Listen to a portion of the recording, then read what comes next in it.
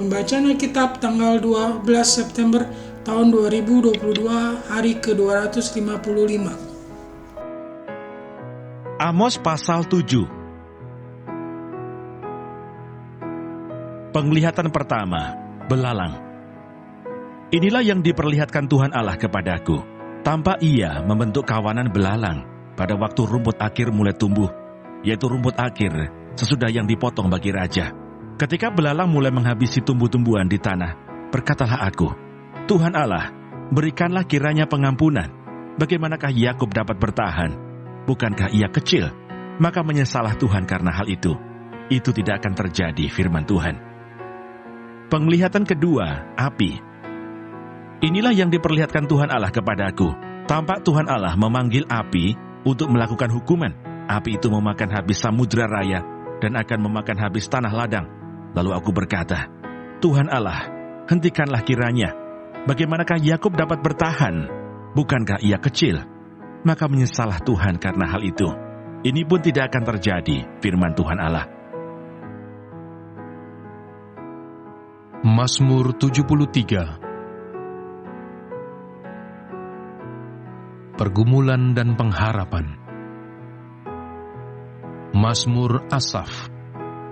Sesungguhnya Allah itu baik bagi mereka yang tulus hatinya, bagi mereka yang bersih hatinya.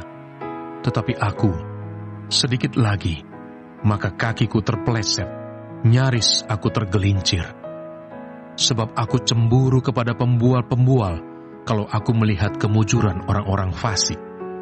Sebab kesakitan tidak ada pada mereka, sehat dan gemuk tubuh mereka.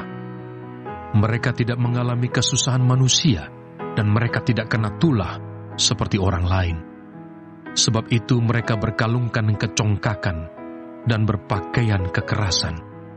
Karena kegemukan, kesalahan mereka menyolok. Hati mereka meluap-luap dengan sangkaan. Mereka menyindir dan mengata-ngatai dengan jahatnya.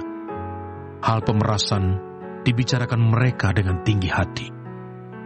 Mereka membuka mulut melawan langit, dan lidah mereka membual di bumi. Sebab itu orang-orang berbalik kepada mereka, mendapatkan mereka seperti air yang berlimpah-limpah. Dan mereka berkata, bagaimana Allah tahu hal itu? Adakah pengetahuan pada yang maha tinggi? Sesungguhnya, itulah orang-orang fasik. Mereka menambah harta benda dan senang selamanya. Sia-sia sama sekali aku mempertahankan hati yang bersih dan membasuh tanganku, tanda tak bersalah. Namun sepanjang hari aku kena tulah dan kena hukum setiap pagi. Seandainya aku berkata, aku mau berkata-kata seperti itu, maka sesungguhnya aku telah berkhianat kepada angkatan anak-anakmu. Tetapi ketika aku bermaksud untuk mengetahuinya, hal itu menjadi kesulitan di mataku, sampai aku masuk ke dalam tempat kudus Allah dan memperhatikan kesudahan mereka. Sesungguhnya, di tempat-tempat licin kau taruh mereka, kau jatuhkan mereka sehingga hancur. Betapa binasa mereka dalam sekejap mata, lenyap, habis oleh karena kedahsyatan. Seperti mimpi pada waktu terbangun ya Tuhan, pada waktu terjaga, rupa mereka kau pandang hina. Ketika hatiku merasa pahit, dan buah pinggangku menusuk-nusuk rasanya, aku dungu dan tidak mengerti. Seperti hewan, aku di dekatmu. Tetapi aku tetap di dekatmu. Engkau memegang tangan kananku. Dengan nasihatmu, engkau menuntun aku, dan kemudian engkau mengangkat aku ke dalam kemuliaan. Siapa gerangan ada padaku di surga selain engkau? Selain engkau, tidak ada yang kuingini di bumi. Sekalipun dagingku dan hatiku habis lenyap, gunung batuku dan bagianku tetaplah Allah selama-lamanya. Sebab sesungguhnya, siapa yang jauh daripadamu akan binasa. Kau binasakan semua orang yang berzina dengan meninggalkan engkau. Tetapi aku suka dekat pada Allah. Aku menaruh tempat perlindunganku pada Tuhan Allah, supaya dapat menceritakan segala pekerjaannya. Surat Paulus yang pertama kepada Timotius.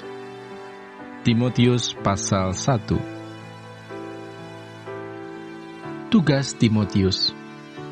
Tugas ini kuberikan kepadamu, Timotius anakku, sesuai dengan apa yang telah dinubuatkan tentang dirimu, supaya dikuatkan oleh nubuat itu engkau memperjuangkan perjuangan yang baik dengan iman dan hati nurani yang murni.